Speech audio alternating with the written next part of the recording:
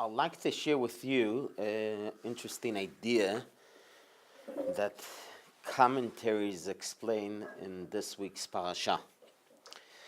In the beginning of the Parsha, guys, the main thing that is happening is the brothers selling Yosef, right? That's the most important thing that is going on. So it's very interesting, guys. There's two views here, how we explain it.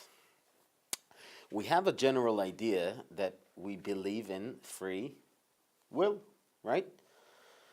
Man has decision, right? He wants to choose to do good or bad, and that's the basic idea, right, in Judaism that we believe. That's why you get reward for choosing the good, and you're getting punished for choosing the bad. Now, there is idea, guys, that is idea the following. You could have the big picture, as we say, the general plan. Hashem decided, I'll give you an example, guys. Hashem decided that Jack is going to make this year $100,000. Okay? That's the mega plan, the general idea. Now, how he's going to make the $100,000? There are many ways that he can make the $100,000. He could get a raise in his salary. He could win the lottery. His uncle from Las Vegas could send him a nice check. Right? Who knows? So meaning is the mega plan is decided by Hashem. This guy is going to make $100,000. Then we come into the picture, human being with the free will, right? And things going on for good or bad, and that's how things are happening.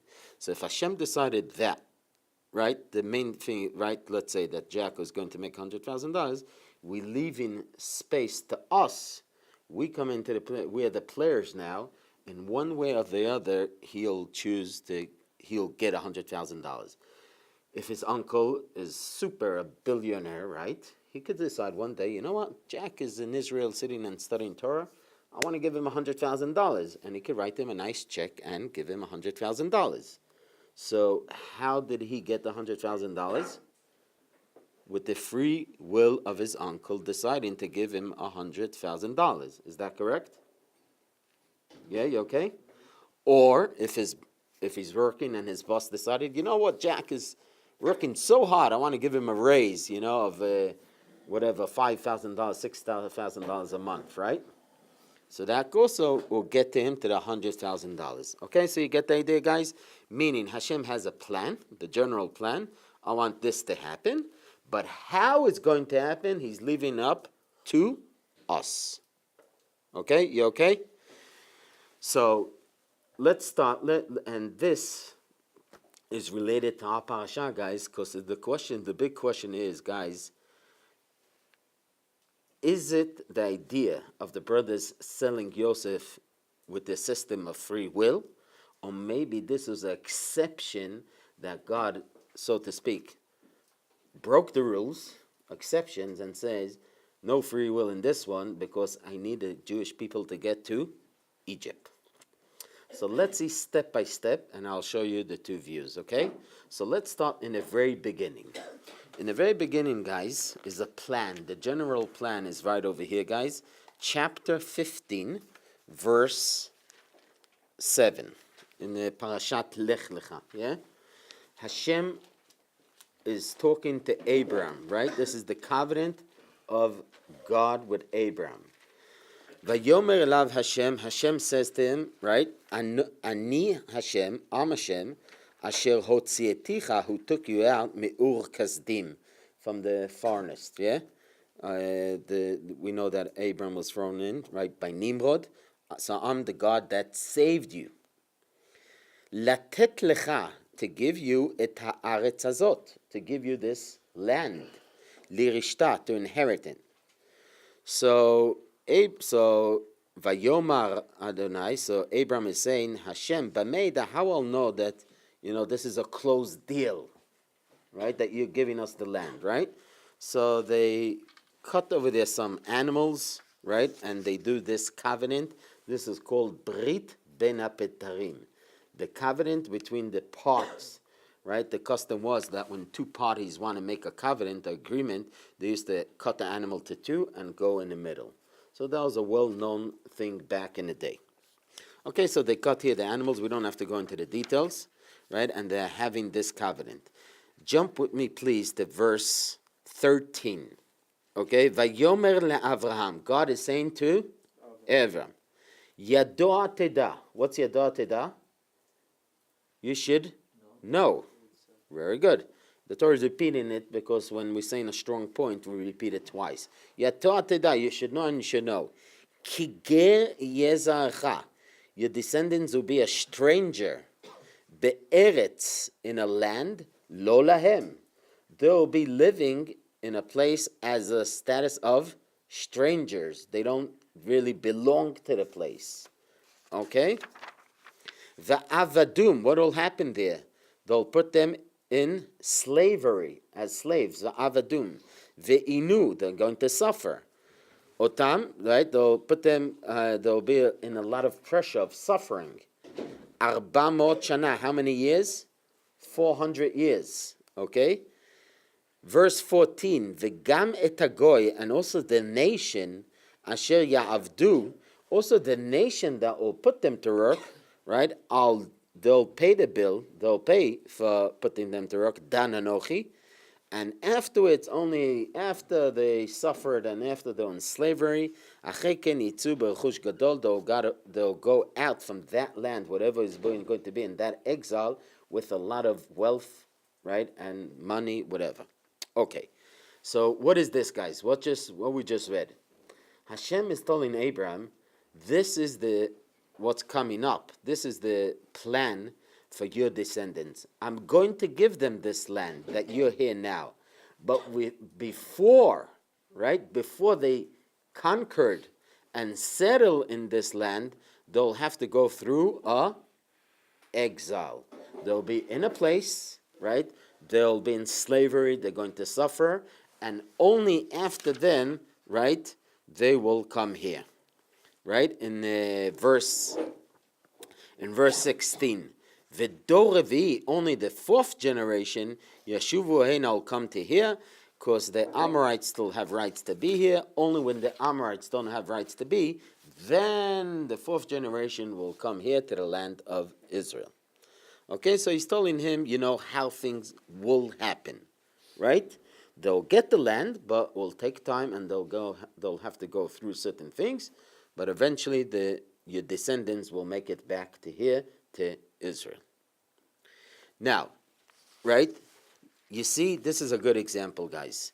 Hashem has the general plan that the Jewish people, right, the descendants of Abraham will travel, will be strangers, they won't have their own land, they'll suffer, they'll be in slavery. Now, for example, does it say where this is going to happen? Which country, which place? No. Very good. Does it say how they will arrive to that country? No. It just says that they will be in a place that is not their land. They'll be in slavery and pressure, but it does not mention how it's going to happen. You know, guys, how this happened in the end? How did Jewish people end up in Egypt? Yosef, in this week's parasha, Yosef is being sold, and eventually he's going a few steps, and he's being sold at the end of the day to the Egyptians. It happens to be as a famine in the whole world, no food, and Yaakov is coming down to Egypt. Okay? So you understand, guys? So what was said, right, earlier to Abraham, right, that the Jews, your descendants, will make it strangers, slavery, suffering, right, is happening by the selling of Yosef. Okay? That's what's really happening. That's how the Jewish people arrived to Egypt. Okay? So let's see now in details, guys. So this is in chapter 15, you saw, that was the general plan that Hashem is telling Abraham, this is what's going to be. They have to go through the exile, right? They have to be in a different land that they don't have rights, right? And then eventually they'll make it back. Vayeishev Yaakov settled be'eretz migurei aviv. Yaakov was settling in the land of his father, which is Eretz Canaan. Now, interesting, some commentaries, just in a side note, guys, some commentaries comment, what's Vayeishev? To settle. In the Megurei Aviv, in the place of his father. But in Hebrew, Megurei has another meaning, like a ger, like a stranger. So you see, Yaakov, some of the commentaries are commentating over here and saying like this. Yaakov was coming with the intention to settle for good. Peace, quiet, I have already enough in life, right? I went through enough. Let me settle permanent and let me be comfortable, confident, easy, right? Not like his father. By his father, it says his father understood that this world is only temporary. You never settled here. Okay? So Yaakov, Vayeishev Yaakov was thinking to settle. Where? In the land that his father was a stranger. His father knew, Yitzchak knew that everything is temporary and you never settle 100%. Okay? So that's why the Torah switches from Vayeishev, right, to Megurei, using the word a stranger to explain us the idea that it was a bit of a claim on Yaakov. Hey, you had to be like your father to understand that we never settled here 100%. Okay? Okay, so let's go on. Eilo Toldot Yaakov, this is the story life of Yaakov. Yosef is 17 years old, right? Okay, Yosef was 17 years old. Hu ro'eh et achav, he's a shepherd with his brother, right? Vehu nar, and he's a, what's a na'ar? So, okay, a child or not an adult yet. He's together with who? With the children of Bilhah and the children of Zilpah, the wives of his father. Now, okay, guys, you're with me in verse 2. Vayave Yosef, and Yosef was bringing over et dibatam ra'ah. He was giving over the bad things that they were doing. He's giving over to his father. Now, on who we're talking, guys? Who's doing bad things? Which ones? Reuben. So, right, we know that Yaakov had, how many wives did Yaakov have? 4 at least. 4, right? Rachel and Leah on a high level, so to speak. And the 2 maidservants that also had a status, right, of wives, right? And that's Bilhah and Zilpah. So it says that Yosef was with them, the children of the maidservants, the boys of the maidservants, and he's bringing over the bad stuff to his father. The bad stuff of who? The brothers, Which ones? the maidservants. The maid? The sons of Leah. Yeah. Oh, okay. So Shlomo said the sons of Leah. You both said the maidservant. You said also Leah? Okay, you said the maidservant. And what did you say? Good. Okay, so guys, you're all right. Some commentaries, and Rashi is saying, that he's bringing over the bad stuff of the sons of Leah, that they are not treating well the children of the maidservants. Okay, and it fits well in the verse, because Yosef was with them, with the children of the maidservants, and he sees how the brothers of, right, his own brothers, the children of Leah, are treating the boys of the maidservants. So he's complaining to his father and saying, hey, the children of Leah, right, are not acting in the right way. They should be treating the children of the maidservants in a nicer way. So that's one approach. What you said, Shlomo, is Rashi. Okay, we're good? You understand? So Yosef was constantly with them. And actually Yosef maybe was trying to repair that. because he didn't like how his brothers are treating the children of the maidservant. So he was with them. And he sees how they are being treated by the other brothers, and he's giving that report to the father. That's the approach of Rashi. Another approach is what the Oren said, it's actually the bad stuff of both. Other commentaries explain that since that the brothers did not treat well the children of the maidservants, they probably gave back a war also. Right? They didn't stay just like this.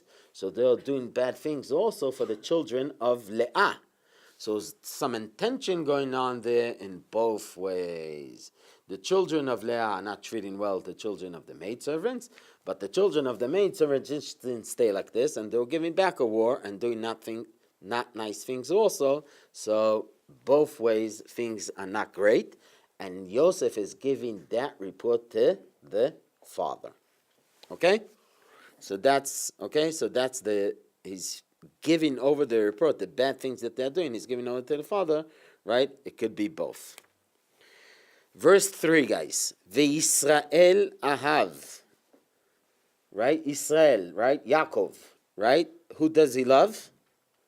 Yosef, he loves Mikol Banav. From all children, who Yaakov loves the best?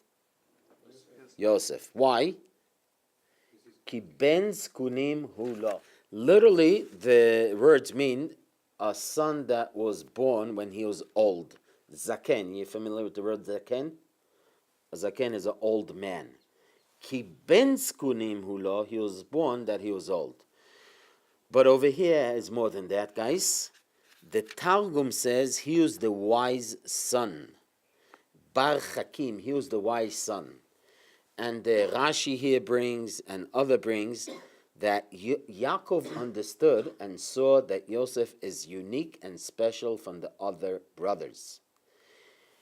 He saw that he's wiser and understands more, cares more, and it says that Yaakov, all the Torah that he learned by Shem Va'ever, in the 14 years that he was in the yeshiva of Shem Va'ever, he gave it over to who?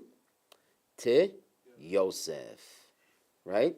So that fits very well with the Targum saying, why did he love Yosef? Meaning he saw that he has a different job, right, in life. He could be the leader for the brothers, right? He should be the leader because he's wiser and he understands more, and he could carry on the responsibility, right, of continuing the tradition of Yaakov. So Yaakov loves him for that reason, right? And that's why all the Torah that he gave, that he learned in by Shem Va'ever, right? He gave it over to Yosef.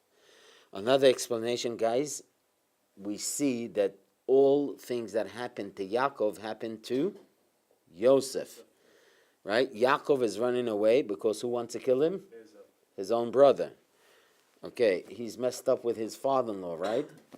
Okay, so this all that, right? Then he comes back again. They want to kill him. So all that is happening at one point. Similar things are happening to Yosef. So that fits very well. That we see that Yosef is special, very unique, right, from the other brothers. Okay, so that's why Yosef likes him. Okay, guys. Ve'asalo, right, and he makes for him ktonet pasim. So what did Yaakov do special for Yosef? What kind of a garment? Ktonet pasim. Ktonet is a garment. Pasim is with lines. Okay, so the commentaries here, Rashi brings down that was made from nice material, ktonet pasim. Are the brothers are happy with this or no? What that created? Jealousy. Vayru achav, his brothers see ki oto ahav avihem. The brothers see that the father likes who the best? Yosef. Mikol achav, from all of the brothers. Vayisneu oto, that's why they hated him. Velo yachlu dabro leshalom. They saw that the father is loving Yosef more than the others, and that brought a big hatred that they hate Yaakov, and they couldn't talk peacefully with Yaakov. Okay, the commentaries point out, guys, and they say you see, the idea is over here. What happened over here now? What this garment caused? What happened now that they hate him so much and they couldn't talk peacefully with him? Well, what happened because of this garment? Special garment. So even a special garment, that's what's making the change. The idea is like this, guys. Up till now, they could argue and say to their father, Father, Yosef is giving a bad report about us, right? But they could argue and say, explain. But now that they see what? That Yaakov is giving the special garment to Yosef, what is that? Shows he likes it. Correct. He says, right? I trust all what he says. He's right. Right? He's the son that will carry my Torah. He's the son that will be the leader. Right? And he loves them most. So now it's a lost battle to the brothers. They see that Yaakov is loving Yosef the most. That created the hatred. Okay? So that's, you understand? So this garment, right? It's not only just the special garment that is here, but that's proving and saying a statement from Yaakov's point of view. This will be the leader, this will be the man, right? And if up till now the brothers were able to say their opinion, from now they know it's a lost battle because Yaakov is trusting 100% Yosef. Okay. To add to that, guys, what's happening? Vayachalom Yosef chalom. Yosef has a dream. Okay, Vayaged le'echav, and he's telling his brothers. What happens? Vayasifu, and they added od sno oto.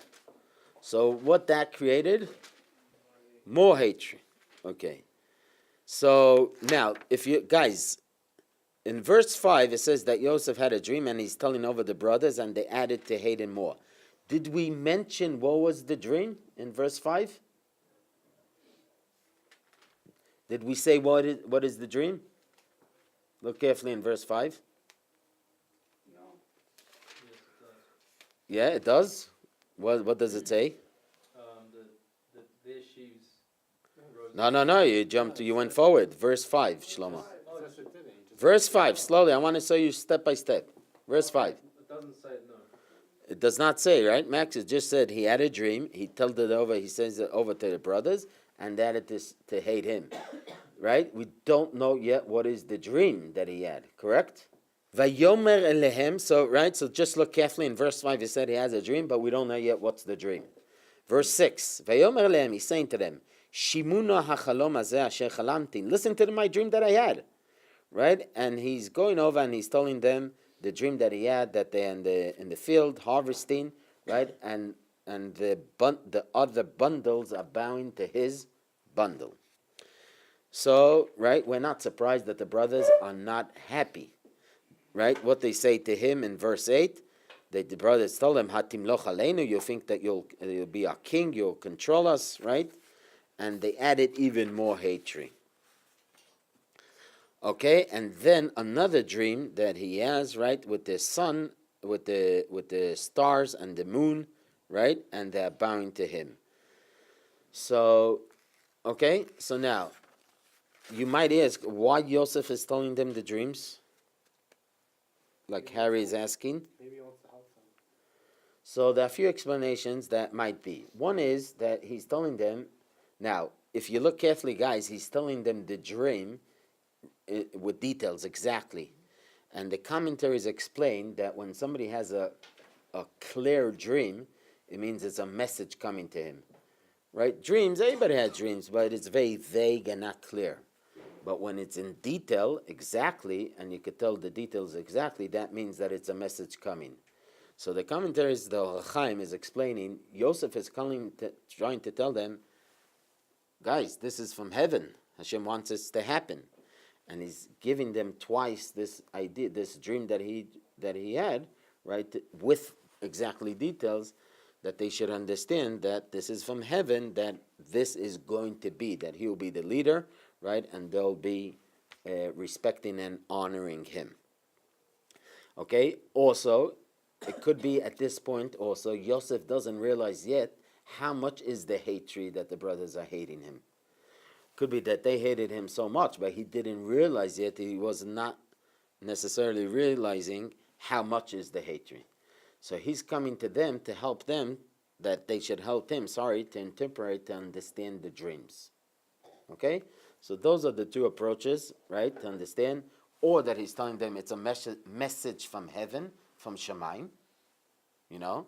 So don't be upset with the Father giving me this special garment, right? And don't be jealous. It's meant to be. This is what it is, right? Or the idea is actually he's coming to them as a good brother. And it does say that, guys, in the Talmud, in Tractate Brachot, that if somebody has a dream, he should go to the good people that love him, that they can interpret and explain the dream in a right way. So he's coming to them honestly and saying, this is the dreams that I have. Can you help me, please? Okay? Okay, now, yes. But he knows that they hate him now. So maybe yes, maybe no, maybe not necessarily so much. Maybe not so much. Okay? So now, in the beginning, actually, I told you in verse 5, he said he had a dream. He didn't say what, because they didn't want to hear it. Only in verse 6, he's begging them, and he's telling them, please listen. Vayomer lehem in verse 6, listen to the dream that I have. Because they refused, they didn't want to listen. He's begging them, please listen. But it says he told them already. What? In verse 5 it says, Yes. Joseph dreamt a dream which he told his brothers. That he had a dream. Which he told. That he had a dream. It doesn't say what's the dream. Or he just told his brothers that he had a Correct. Correct. He's only telling the brothers I had a dream. He didn't say what. In verse 6, he's begging them, please listen. Vayomer lehem, Shimon, listen. The dream that I had. And they hated him because of the coat, right? Correct.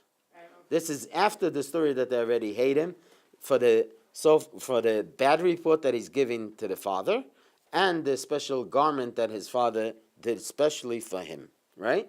And now we add into this all these dreams that he has. Yes? We're okay? So we have the bad report, the special garment, and these dreams. Okay?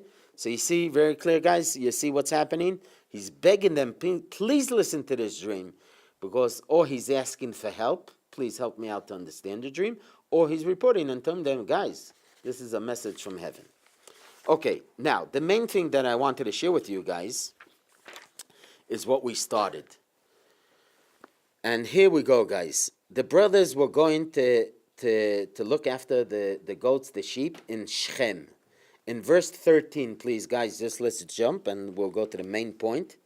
Vayomer Israel, Yaakov is saying, El Yosef, Halo achicha, your brothers, ro'im b'Shechem.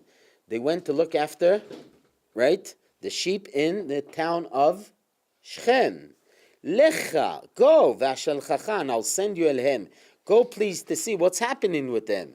Right? Vayomer lo, and he says, Lechna, go, re'eh shlom achicha, go see if your brothers are with peace, if everything is okay. Right? V'hashiveni davan, come and give back, return to me and come back. Vayeshalcheu, and he sent him me'emek Chevron, from the valley of Chevron, to go to look after the brothers. Vayovo Shechema, and he came to Shechem. So guys, the brothers are way outside in the field looking after the sheep, right? The goats, the sheep, the cattle, and Yaakov wants to send who to see how they're doing? Who? Yosef. He's sending Yosef. Here is the two views that I told you. One approach says like this, right? That it's still with the rules of free will. The father deciding to send Yosef is still free will. He decided that, right? He's sending Yosef. Well, if he knew that the brothers don't like him so much, isn't it a bad idea to send Yosef? who else is he going to send? If all Servants, or don't send. You want to kill Yosef? how does he know? He knows already. His father is upset with him. After the dreams, he says that in verse 10, guys, he told also the father and the brothers, Vayigar ba'aviv. His father is telling him, rebuking him, hey man, what are you dreaming here? Okay? So, guys, right? So one approach is saying, yeah, it's still in the frame of free will.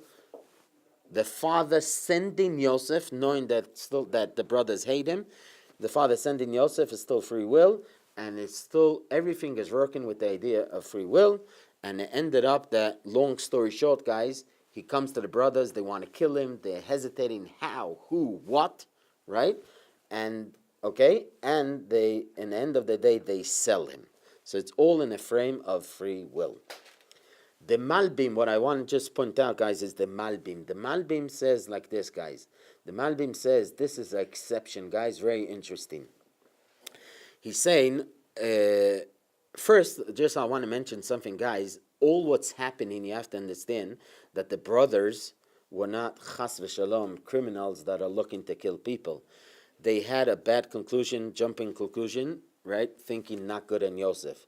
Yosef was only giving the bad report to the father in order that they should improve the behavior. He had no other intention, no personal intention. But they were thinking that Yosef is pursuing them. And just like, guys, Abraham had two sons, Yitzchak and Ishmael. Who carries the descendants? Who carries the continuity of Abraham? Yitzchak. So we avoid Ishmael, and the continuity is Yitzchak. Yitzchak has two sons, right?